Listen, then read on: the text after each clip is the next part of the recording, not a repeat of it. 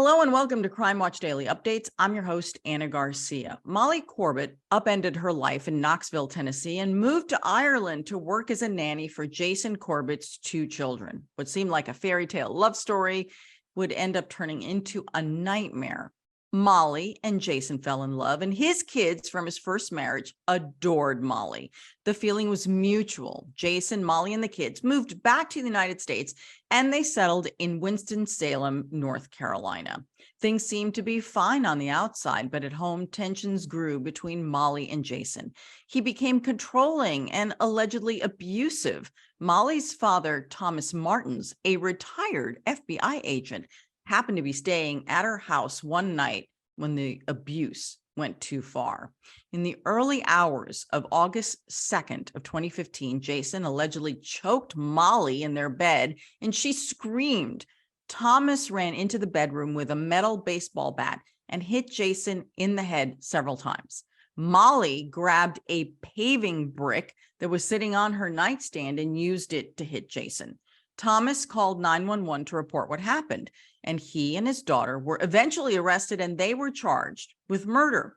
They claimed that they killed Jason in self-defense, but the jury was not convinced. Molly and Thomas were convicted in August of 2017 of second-degree murder and sentenced to 20 to 25 years in prison. In 2019, Molly and Thomas's attorneys settled a wrongful death lawsuit with Jason's children. Molly and Thomas appealed their convictions, arguing that they were not able to properly defend themselves. In 2020, the North Carolina Court of Appeals overturned the conviction, opening the door for a new trial. The North Carolina Supreme Court upheld the appeals court ruling too. So the new trial is scheduled to begin sometime in June of 2023, but Thomas and Molly's attorneys have filed for a change of venue outside of Davidson County. Let's look back at the case involving the death of a father and husband, with one side arguing murder and the other saying it was self-defense. The story begins when a beautiful model named Molly Martens sees a nanny job a father had posted online. Molly lives in Knoxville, Tennessee, but the job is 3,700 miles away in another country, Ireland. She went to Ireland at age 24. You know, you want to try something new. You want to see a different part of the world. You want to try a different career path. Molly takes the job unseen and moves to Limerick, Ireland. She had never met the dad in person before she left Tennessee. Maybe she should have. She ended up with a man. He was older. He was very controlling. He was very abusive. And he was a classic abuser. That man was Jason Corbett. He needed someone to care for his two children after his wife, Margaret, died from a freak asthma attack. This was an opportunity for her. It was an opportunity for her. She went through the proper channels. She went through a screening agency. Jason was a big, burly Irishman who apparently loved to drink beer. He fit the profile of a person who outwardly, socially, is the life of the party, is the happy-go-lucky guy, you know, is the happy drunk. He likes to drink, but he's always happy. But inside the house, it's different. And the children know. They were the ones who saw it. But Molly fell in love with Jason and with his adorable children, Jack and Sarah. Their lives were upended when Jason's company transferred him to North Carolina. Shortly after they moved, Molly and Jason tied the knot. Looks like your traditional swept off your feet love story. They basically get hitched, they come back to America with the kids, and Molly's parents aren't too far by, so they settle down in this little house. Life in the $390,000 house in Winston-Salem seemed to be nirvana. She worked as a swimming coach and doted on the kids. She loved those children, and he knew she loved those children. They sent her Mother's Day cards for 8 years saying, "Dear Mom." They called her Mom. He called her Mom. But beneath the bliss, a tense and difficult issue is about to come to a head. Even though Molly was the only mother the children really ever knew, Jason wouldn't allow her to legally adopt Jack and Sarah. He had complete control over her. He didn't let her adopt the children, so she had no rights to the children. Why is that? I think it was a control mechanism. I think he knew that as long as he had sole rights to the children, that she wouldn't call 911 if he beat her. If he beat her? She claims that they had a pretty tumultuous relationship between the two of them. She claims she had a little more confidence knowing that her dad would be there to protect her, possibly if it escalated. Is the new bride hiding a horrible secret that she's not living happily ever after? Molly's dad, Tom, isn't the type who would sit back and watch his daughter get roughed up. He's a retired FBI agent and worked in counterintelligence at the Oak Ridge National Laboratory, a nuclear facility outside Knoxville. And what about Tom? Tom, of course, spent his whole career analyzing crime scenes. His family described him as wouldn't hurt a fly. But what if that fly morphed into a monster? A monster who Tom claims had to be swatted with a baseball bat.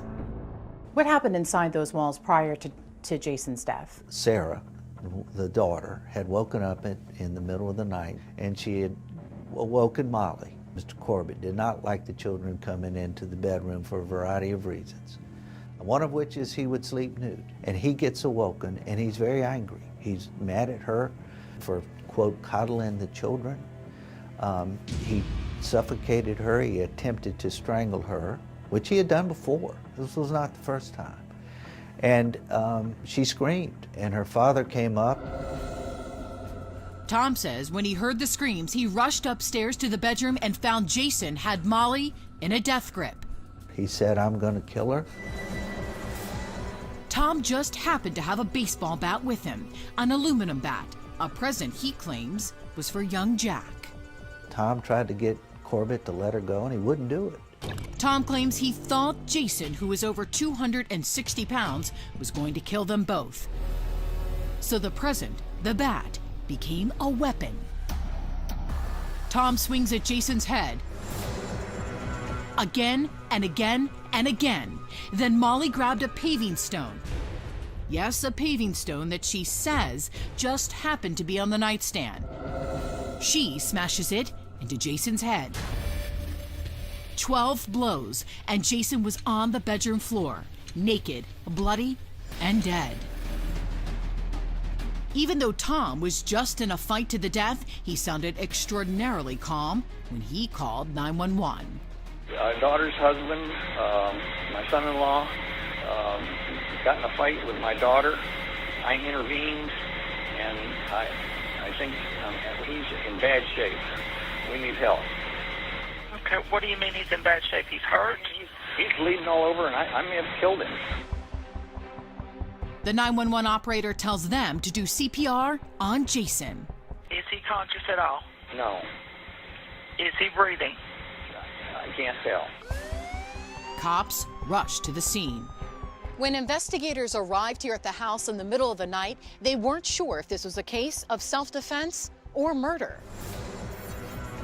We can't show you all the crime scene photos because they are as bloody as you can get. Blood spatter on the wall more than 4 feet high. Even the electrical outlet is covered in blood. Now take a close look at this photo of Molly in a mink coat detectives snapped shortly after the killing. There's blood on her face, but where's the blood on her pajamas and hands? Tell me what happened tonight. We're fighting. Deputies take Molly and her dad down to the station for questioning. Okay, so you guys are arguing, okay? How does it become physical? What happens? He started choking me Okay, where were you at when he was choking you? in the bed. Cops take a picture of Tom in the shirt he says he was wearing and his boxer shorts. Remember, he did CPR, so why isn't he still drenched in blood? I was scared to death that he was going to kill her. And subsequently, I was scared to death that he was going to kill me. Investigators begin to wonder, was this really self-defense, or was there a diabolical plot to kill Jason? Even the most beautiful house can hide the ugliest secret. And for former model Molly Corbett, that secret, she claims, was a husband with a violent temper. So there's a history of domestic violence at the house? Yes. How long has that been going on?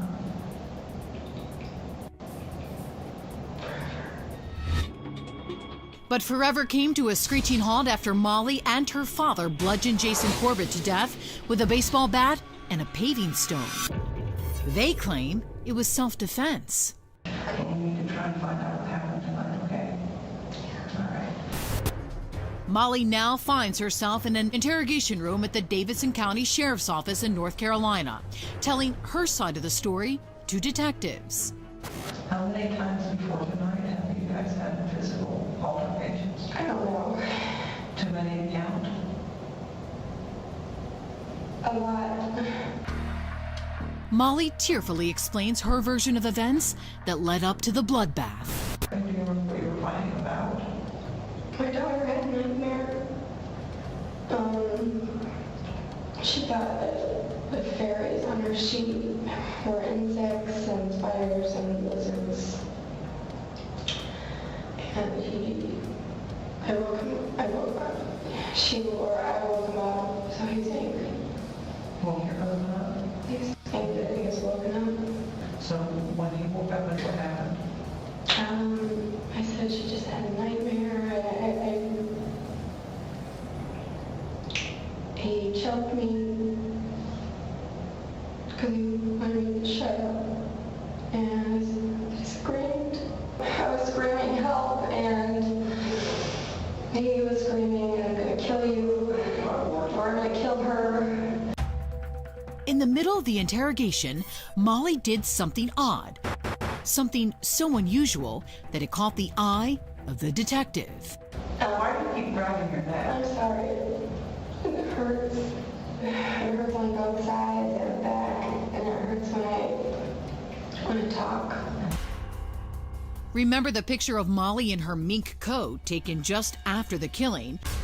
She appeared to be relatively unscathed by what she claimed was a choking attack. Okay. Put your arm down this morning. Okay, let's see the other one. Okay. You want to get a picture of just your back? Detectives take more pictures of Molly's alleged injuries in the interrogation room. You know you got that bruise? Yeah, it wasn't. It was from another night. Another night when? Just when he grabbed my arm. Molly's part in the struggle was smashing a brick paving stone into Jason's head. She says there's a simple explanation about why it just happened to be in the master bedroom. Do you have a brick on your nightstand? Yeah. What was that for? The kids and I were going to paint these bricks and flowers around the mailbox. Then the detective breaks the sad news to Molly.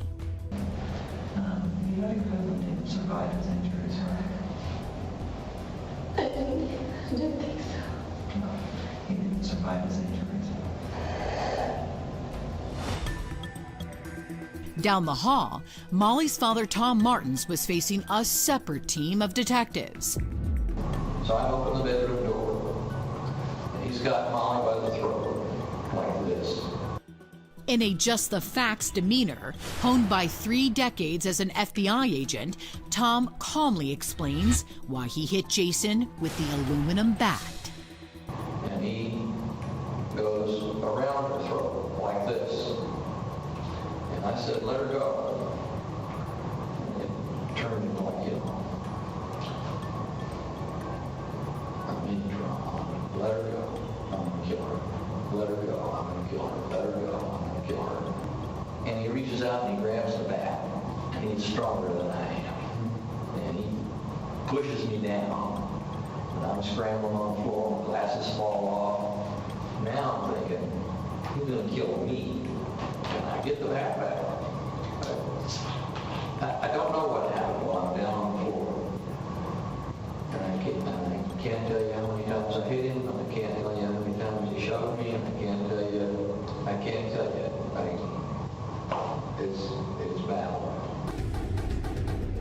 The autopsy says Jason died from blunt force head trauma.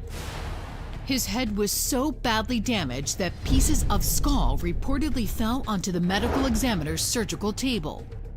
Was Jason drinking this evening? Yeah. Yes. Would you say that you thought he was drunk? Yes, he was drunk. But according to the toxicology report, Jason's blood alcohol was only 20 milligrams per deciliter, meaning he was 0.02, not legally drunk. However, scientists say blood alcohol can decrease after death. I should have screamed.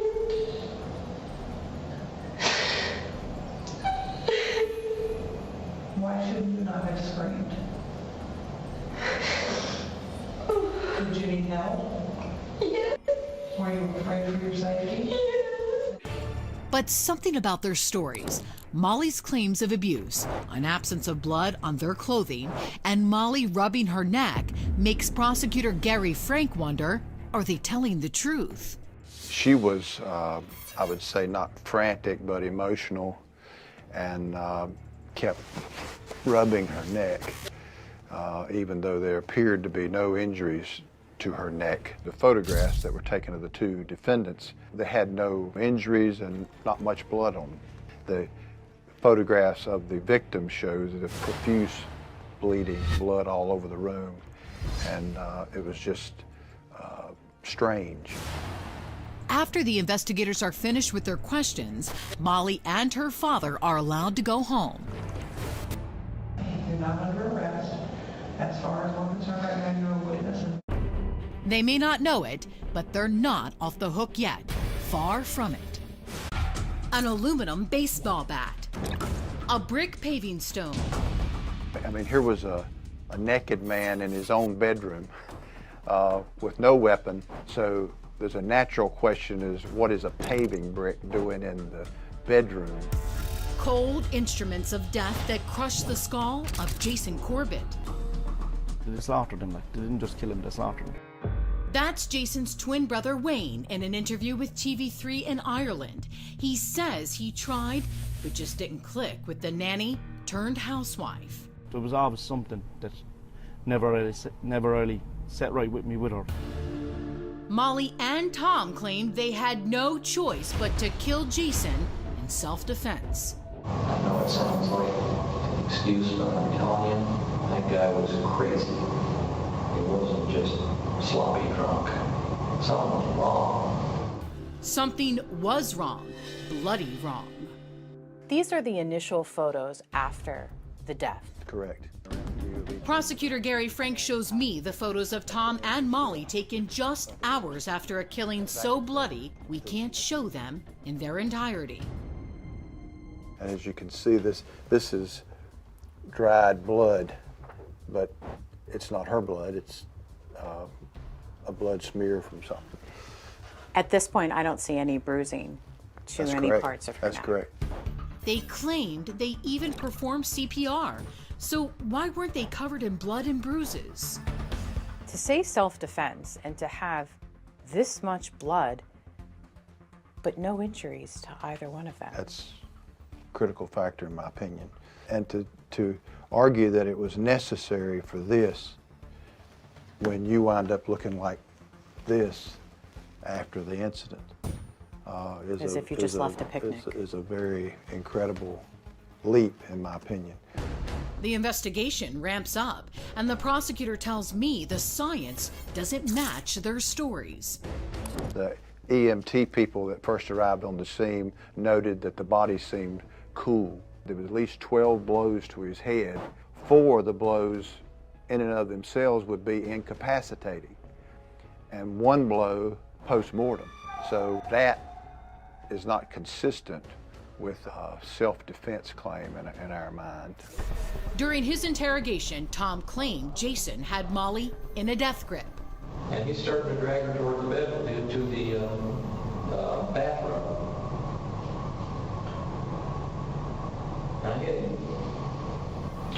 with a baseball bat. Frank says if that was true, then it would mean that the initial blows from the baseball bat hit him while he was standing up. But blood spatter experts found otherwise. Do you believe the blood spatter on the wall really told the story of this murder? I think it did. The blood spatter indicated that it was close to the floor. In the area of a couple of the blows, the drops are going horizontal, which indicates that the place of impact was low to the floor and the continuing spatter went across horizontal. The deceased was low and down already when the main blows to the back of his head took place. Shortly after the killing, a social worker interviewed Jason's son, Jack, who backed Molly's claims of physical abuse. Did you see him physically? Once or twice. What did you see? Punching, hitting, pushing. But later in the investigation, Jack, now in Ireland, is interviewed on Skype by North Carolina prosecutors. And brace yourself, he gives a bombshell admission. He says his statements were false. Molly made me lie to the people who were interviewing me. And how did Molly make you lie? She made up a lot of stories about my dad. He said that she was very abusive and she wasn't lying. So the bottom line, what could be the motive for murder? He had told members of his family that he was coming back to Ireland. He'll bring the kids and go back to Ireland. Do you believe maybe this was the motive? We believe that that's possibly a part of what precipitated this whole pot where this took place. The grand jury indicted the pair on a charge of second-degree murder. The former FBI agent Tom and his daughter were in handcuffs. A nanny and a former FBI agent, one person who has never committed a crime in her life and one person who spent his whole career on defending the law and being accused of a very heinous crime. Tom and Molly pleaded not guilty, and Alex Rose from our Greensboro affiliate WGHP Fox 8 was in the courtroom for the murder trial. You could cut the tension in that courtroom. One side has already lost a beloved family member, the other side potentially losing two people that they love in their family as well. The jury didn't buy the self-defense claims and convicted them both. When that verdict was read, what was Molly's reaction and what was Tom's reaction? Molly's reaction was the sharpest in the courtroom. She broke out in a wail. Molly turns back to her mother and she says, through choked up tears, "I'm sorry, Mom, I wish he would have just killed me." In the loading dock at the back of the courthouse in Lexington, North Carolina, Molly and Tom in shackles, climbing into the van that will take them to prison. But in the front of the courthouse, something strange is about to happen. One of the defendants, we didn't have any question as far as the participation. That was an easier vote. The other defendant, we had to discuss. That's jury foreman Tom Omland. What he's about to say could dramatically alter the case. We didn't discuss a verdict, but in having private conversations, we could read that everybody was going in the same direction. Did you hear that? Watch again. This is the key part. In having private conversations. Private conversations. That's a no-no. Jurors are always admonished never to discuss the case outside the jury room. The defense claims they have a witness who saw the jury foreman and another juror go into a Nissan right after that first day of deliberation, after that first hour and a half, and they had a 10 to 15 minute conversation. But this witness never heard what they were saying. You can only speculate as to what possibly happened in that car between 10 and 15 minutes. They could have been talking about Lexington barbecue for all we know. Later, Omland doubled down on Facebook, posting, quote, "We decided on second degree for both, but feel Molly was the aggressor and her dad wanted to take the heat for her actions." According to Tom and Molly's attorneys, that was forming an opinion based on facts, not in evidence. It was very troubling for me, especially when I hear jurors make comments, well, we felt it was overkill. Well, clearly you didn't listen to the instructions if that were the case. Tom and Molly immediately filed a motion for a mistrial based on alleged jury misconduct. The judge disagreed. No mistrial. The conviction stands. Tom and Molly sentenced to a term of 20 to 25 years in state prison. Their attorneys say they are appealing the mistrial decision. Now Molly and her father are in separate prisons. They may never see each other again. At 67, Tom's sentence is so long it could mean he will die in prison. And in Ireland, the littlest victims of this horrific killing, Jack and Sarah, they've lost their father, and now they have lost Molly, the only real mother they ever knew. Jason Corbett's family will make sure he is remembered for what he was, not for how he died.